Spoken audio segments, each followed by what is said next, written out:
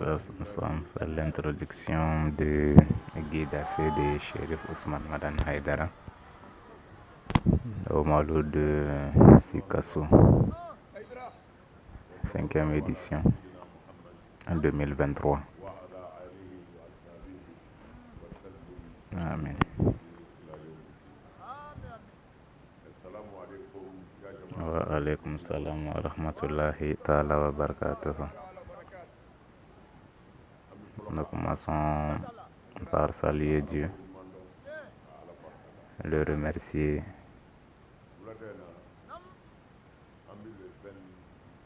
Ce soir, nous sommes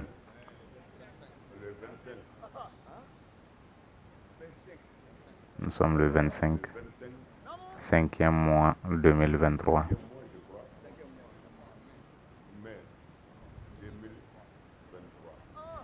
Nous sommes à Issa Sikasso Darul Hijra, à une grande assise organisée par nos grandes femmes Ansar, au siège des Ansar à Lafiabougou. Cela est une parole de prophète, paix et salut sur lui, qui dit: personne n'a su respecter une femme qu'une personne respectable. Et vous, les femmes, nous vous saluons beaucoup. Et les femmes Ansar, on doit vous saluer et vous remercier ainsi que vos invités. Que vous en soyez remerciés par le Dieu Tout-Puissant. Parce que toute maison, tout habitant d'une maison, homme comme enfant que vous voyez, quand ils réussissent, la femme est à l'origine. Et le prophète, paix et salut sur lui, nous dit ceci: et la bonne femme est comme le paradis terrestre. Donc tout homme à qui Dieu accorde une bonne femme, c'était comme s'il avait accordé le paradis sur terre. Et c'est la femme qui est à l'origine de la réussite de toute personne, homme comme enfant.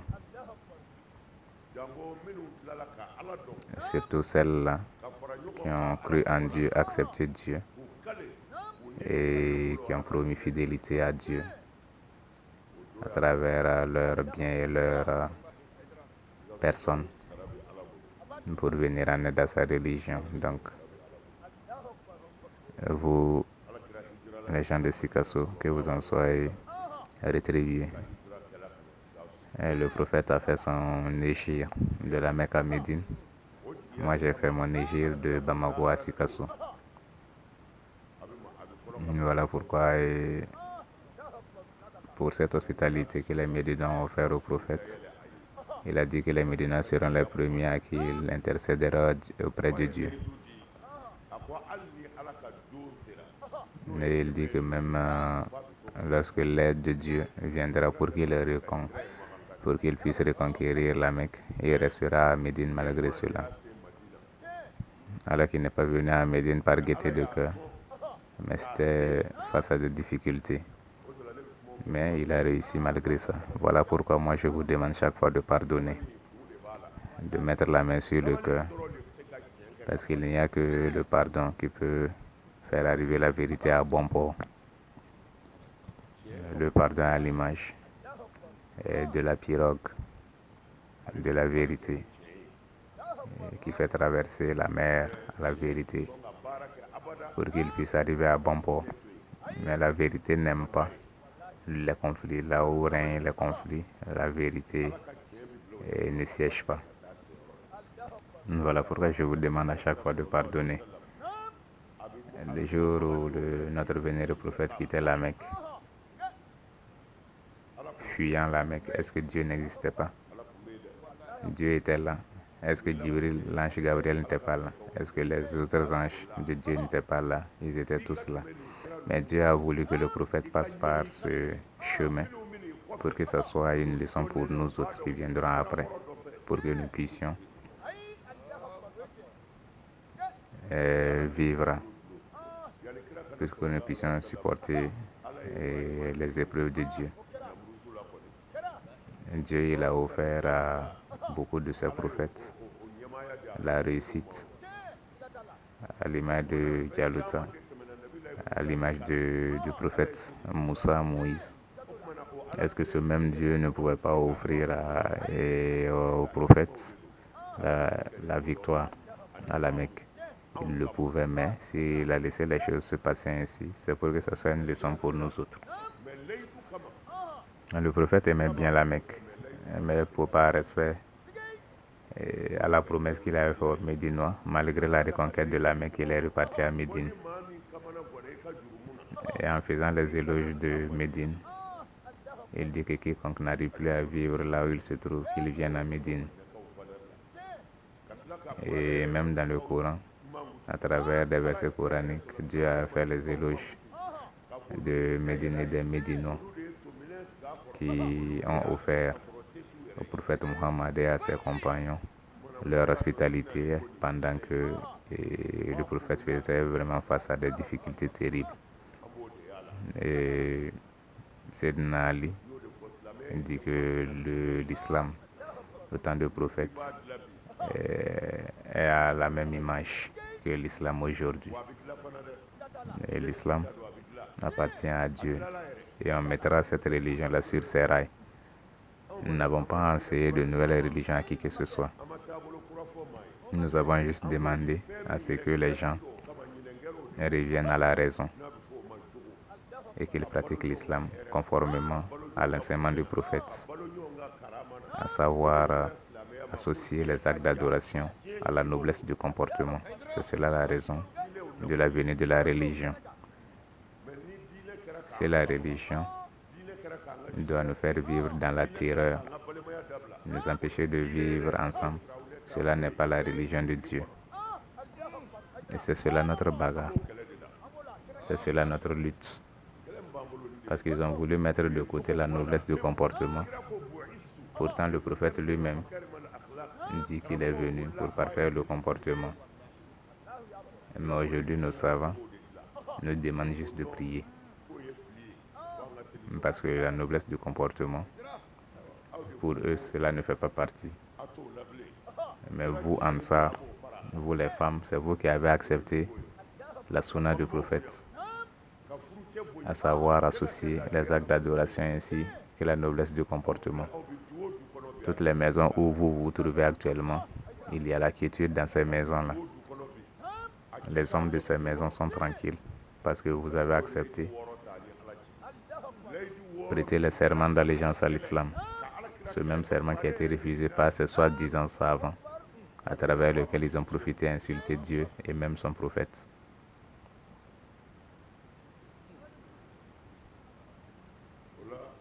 Donc, vous, les femmes Ansar, c'est vous qui avez accepté contracter ceci serment d'allégeance et vivre conformément à cela.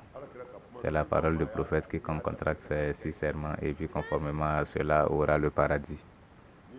Et quiconque venait à perdre l'un de ces serments, et si tu es châtié conformément à cela, c'est fini. Mais si jamais tu n'es pas châtié, ton sort revient à Dieu. Mais cela concerne toujours ceux-là qui l'ont prêté.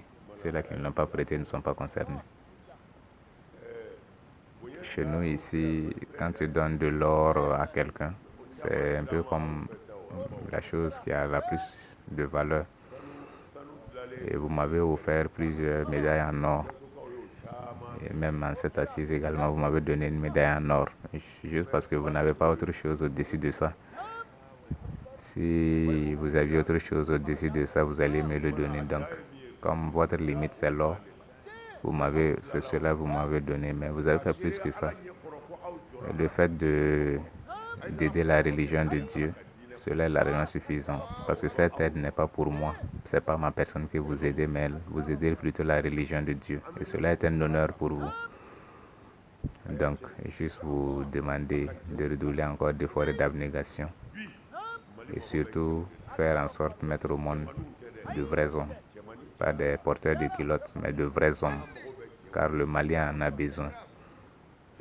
Les vrais hommes viennent des vraies femmes. À travers le respect et la soumission que vous avez envers votre mari dans vos foyers. Les torts que vous subissez, que vous malgré cela, vous êtes patiente. C'est comme cela qu'on met au monde de grands enfants. Et le Mali en a besoin parce qu'au Mali, ici, c'est pas simple. Lorsqu'une personne veut réussir, il y a 100 autres qui veulent l'empêcher de réussir. Donc, si l'enfant n'est pas béni, il aura des problèmes. Mais s'il est béni, personne ne pourra l'empêcher de réussir. Donc, je vous demande de faire en sorte que vos enfants soient des enfants bénis.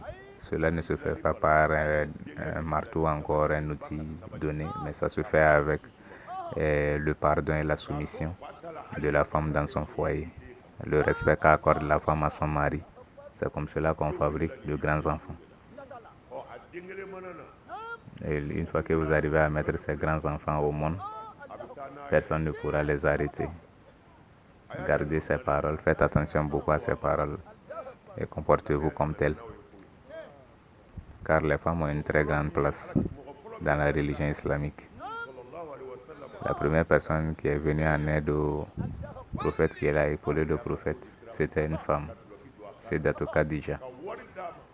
Tout ce qu'elle avait, elle a tout mis à la disposition du prophète et même sa propre personne. Sayyidatou Khadija. C'était elle, sa femme, lorsque la prophétie du prophète lui a été révélée. Sayyidatou Khadija. Parce que Dieu, même dans sa divinité, il a mis des chemins, et il a mis des causes à certaines choses. Et le prophète, paix et salut sur lui, son oncle et sa femme étaient vraiment ses protecteurs et son soutien. Son oncle, qui est le père de Sayyidina Ali, et également sa femme Sayyidatou Khadija. Et tous les deux sont morts, sont décédés la même année. Et la même année en question, le prophète a quitté la Mecque. Donc Dieu, il est Dieu, mais il y a d'autres soutiens qui sont là, qui ne sont pas Dieu. Dieu les a fait ainsi. Donc vous les femmes, c'est tout à votre honneur, car vous avez suivi le chemin du prophète Mohammed et de sa sainte famille. Et également les compagnons du prophète, qui ont tous prêté ce serment d'allégeance à l'islam, vous l'avez fait. Donc ces personnes qui disent suivre la sunna du prophète, prendre exemple sur les compagnons du prophète et qui refusent ces 6 serments, nous en sommes étonnés. Parce que c'est ce qu'ils disent, qu'ils sont des salafistes. S'ils sont des salafistes, ils n'ont pas autre coutume si ce n'est la prestation de ces 6 serments, parce qu'il ne figure aucun compagnon du prophète qui n'est décédé sans avoir prêté ces 6 serments d'allégeance à l'islam. Tous nos documents islamiques, nos documents d'hadith et même le Coran, et suffit à comme preuve. Donc quiconque prend exemple sur le prophète et ses compagnons doit normalement prêter ces 6 serments d'allégeance à l'islam. Donc vraiment, vous les femmes, on vous salue beaucoup. Vous ainsi que tous vos invités et toutes les organisations qui sont ici présentes. Nous les saluons tous. Donc, que Dieu nous vienne en aide. Et vous, ceux de Sikasso, ne peut pas vous oublier. Ne peut pas vous oublier. Nous sommes avec vous ici, nous nous sentons en famille.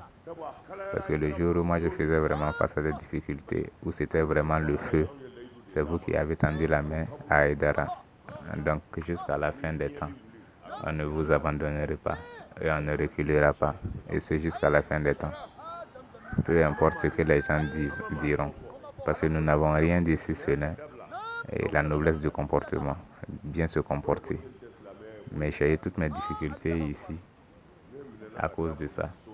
Et juste parce que j'ai dit que le prophète Jésus, Nabi Issa, ne reviendra pas. J'ai été arrêté à Amina à toutes les portes de gendarmerie. Ma dernière arrestation, c'était même aux états-majors.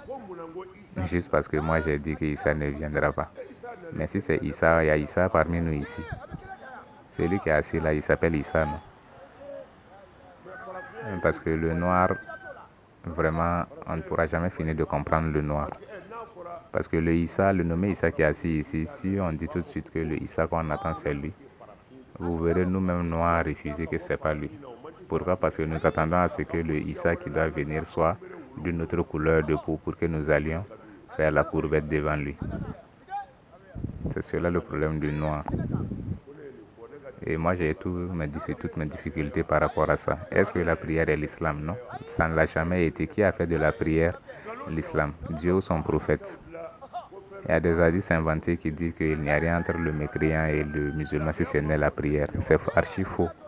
Parce que l'islam a précédé la prière. L'islam a précédé la prière. Pendant plus de 11 ans, l'islam a existé sans la prière, sans le jeûne, sans la zakat, sans le pèlerinage. Qu'était l'islam en son temps?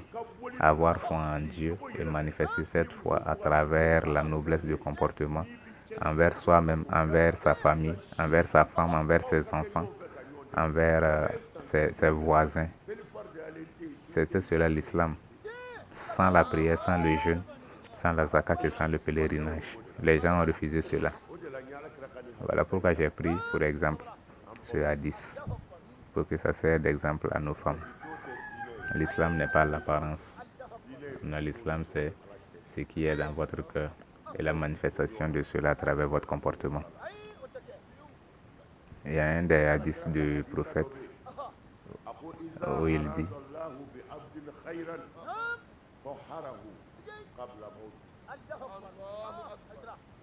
dit dans son prophète que à chaque fois que Dieu voudra faire du bien à quelqu'un, raison pour laquelle ceux-là qui disent qu'on peut rentrer en enfer et en ressortir, ils sont très limités en réalité.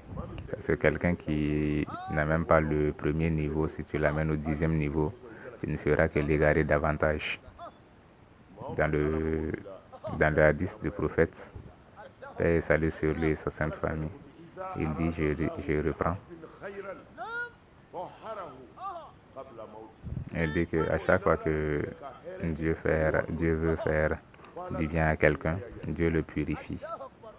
Dieu le purifie avant sa mort. Et que la personne ne perdra pas son âme étant sale. Chaque fois que Dieu veut donner une très bonne finalité à quelqu'un, il le purifie bien avant la mort.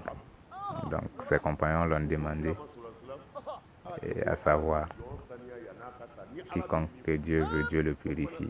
Mais comment cette purification se fait? Parce que chacun d'entre nous a besoin d'entrer au paradis. Donc comment Dieu purifie-t-il celui qui le veut avant sa mort? En explication à cela, le prophète dit,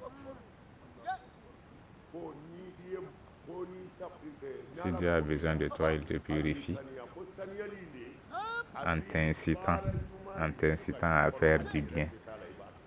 En t'incitant à faire du bien, même si tu ne veux pas. Donc à chaque fois que vous vous voyez dans cet état, fuyant vos anciens mauvais comportements et en allant vers le bon comportement, le bien, sachez que Dieu sera en train alors de vous purifier.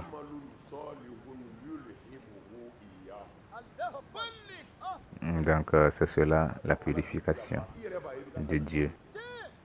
Tout ce que vous posez comme mauvaise action, vous ne serez plus attiré par cela et vous serez attiré vers le bien, tout ce qui est bonne action. Donc quand vous arrêtez vos écarts de conduite et vous basculez du côté du bon comportement, c'est cela la purification de Dieu. Et personne ne meurt.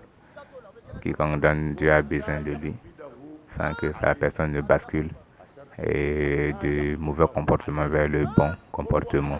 Et vous mourrez étant et pratiquant de ce bon comportement-là. Et selon Albani, c'est un hadith authentique. Donc vous les femmes, je vous salue. Que Dieu vous en rétribue. Il y a une de nos filles qui s'est exprimée tout de suite. Nous avons très bien compris ce qu'elle a dit à travers son expression. Nous avons su qu'elle est chiite. Elle appartient à la confrérie chiite. Nous aimons les chiites. Nous n'avons rien contre les chiites, même si nous n'avons pas la même compréhension dans toutes les doctrines islamiques. Nous n'avons rien contre les chiites, nous aimons les chiites. Et parlant même des chiites, il y a beaucoup de tendances aussi en leur sein. Il y a des chiites vraiment qui sont véridiques. Et chaque année, ils ont une rencontre annuelle où tous les chiites se rencontrent. Et lors de cette rencontre-là, tout le monde est tombé d'accord que ce sont des personnes équilibrées. Parce que n'eût été eux, aujourd'hui, on ne mentionnerait même pas la famille du prophète. Ils sont ceux-là qui ont le plus aidé les membres de la famille du prophète jusqu'à ce jour.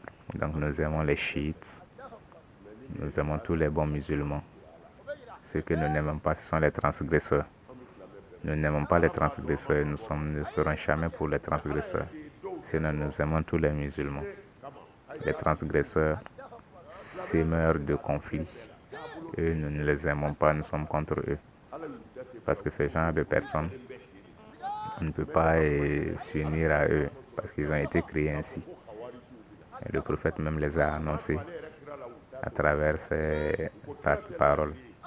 Parce qu'ils existaient depuis le temps du prophète et ils ont beaucoup fait subir du tort au prophète. Jusqu'à ce que l'un d'entre eux, une fois, Sayyidina Omar, voulait le tuer, mais le prophète n'a pas accepté. Et parlant de le prophète, les a fait savoir que descendront de ces personnes-là qui feront subir ces torts-là de la même manière qu'ils sont en train de le lui faire subir à toutes ces grandes personnalités religieuses qui coïncideront avec eux. Et pour les reconnaître, le prophète part jusqu'à dire que ce sont des personnes, quand vous les voyez, vous pensez qu'ils sont plus musulmans que vous. Et lorsque vous écoutez la récitation du Coran, leur récitation du Coran, vous pensez qu'ils connaissent mieux le Coran que vous. Mais en entendant cela, ne vous étonnez pas et ne vous méprenez pas. Cela est une preuve de plus qui atteste de la véracité de la prophétie du prophète Mohammed. Et le prophète les a nommés les Khawarij. Et c'est comme ça on les reconnaît. Le prophète les avait déjà annoncés, donc nous ne sommes pas étonnés de les voir. Donc les femmes, vous qui avez organisé cette assise, nous vous remercions. Le tableau que vous m'avez offert comme cadeau, je vous en remercie beaucoup. Vous avez déjà tout fait. Il n'y a plus rien à faire. Vous les avez tout fait. Parce que ce que vous ne savez pas, même si vous construisez à Sikasso ici une maison en or ou en diamant pour moi, sachez que le jour que je venais ici, quand je faisais face à des difficultés, la maison dans laquelle vous m'avez accueilli vaut 1000 fois mieux pour moi en valeur que toutes ces maisons en étage. Parce que le problème n'est pas la maison en question, mais celui qui habite la maison. Souvent, vous voyez des gens qui dépassent des étages pour aller dans une case. Ce n'est pas à cause de la beauté de la case, mais de la personne qui s'y trouve. Donc à vous, les gens de Sikasso, je vous remercie, car c'est vous qui m'avez tendu la main le jour où vraiment c'était du feu, le jour où on me chassait de partout. C'est vous qui m'avez accueilli ou offert votre hospitalité. Que vous en soyez rétribués par la grâce infinie de Dieu. Ceux-là qui ont demandé des bénédictions pour leurs examens, que Dieu les fasse réussir à leurs examens. Que Dieu donne la bonne grâce à vos maris. Et Dieu leur fasse des ouvertures. Faisons des bénédictions pour le Mali. Que Dieu accorde la paix au Mali, la quiétude. Que Dieu préserve le Mali. Que Dieu accorde la tranquillité au Mali. Ainsi que dans toutes les sous-régions.